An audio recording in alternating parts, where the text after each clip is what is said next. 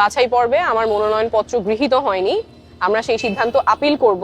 আপিলের প্রক্রিয়া আমরা ইতিমধ্যেই শুরু করে দিয়েছি। পেশায় চিকিৎসক, ধ্যান জ্ঞানে জনসেবা, কিন্তু রাজনীতির মাঠে নামতেই প্রথম বাঁকে হোঁচট খেয়েছেন ডাক্তার তাসনিম জারা। ঢাকা ৯ আসনের স্বতন্ত্র প্রার্থী হিসেবে নিজের অবস্থান জানান দিলেও প্রাথমিক লড়াইয়েই তার মনোনয়ন বাতিল ঘোষণা করেছেন রিটার্নিং কর্মকর্তা। শনিবার বেলা 11:30টায় ডাক্তার তাসনিম জারার মনোনয়নপত্র বাতিলের আনুষ্ঠানিক ঘোষণা দিয়েছেন ঢাকা জেলা প্রশাসক ও রিটার্নিং কর্মকর্তা রেজাউল করিম। মূলত স্বতন্ত্র প্রার্থী হওয়ার জন্য প্রয়োজনীয় 1% ভোটারের স্বাক্ষরের গড়মিল কাল হয়ে দাঁড়িয়েছে তার জন্য।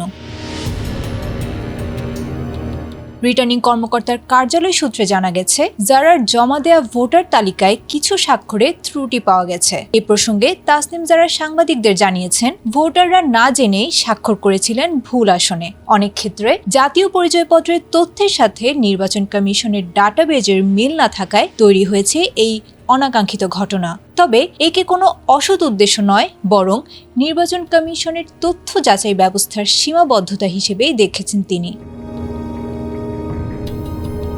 হলফনামার তথ্য অনুযায়ী ডাক্তার তাসনিম জারা পেশায় একজন চিকিৎসক। দেশীয় উৎস থেকে তার বার্ষিক আয় 7,13,333 টাকা এবং প্রবাসে তার আয়ের পরিমাণ 3,200 ব্রিটিশ পাউন্ড। সব মিলিয়ে তিনি বছরে আয়কর পরিশোধ করেন 34,057 টাকা। গত 27 ডিসেম্বর জাতীয় নাগরিক পার্টি থেকে পদত্যাগ করেছিলেন তিনি। এরপর গত 29 ডিসেম্বর স্বতন্ত্র হিসেবে মনোনয়নপত্র জমা দিয়ে তিনি চমক সৃষ্টি করলেও ভোটার তালিকার মার প্যাচে আপাতত পিছিয়ে পড়েছেন তিনি।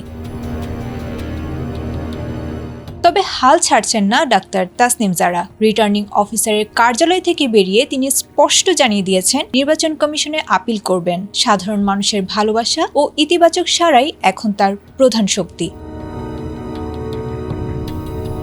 Desk report, ATN Bangla.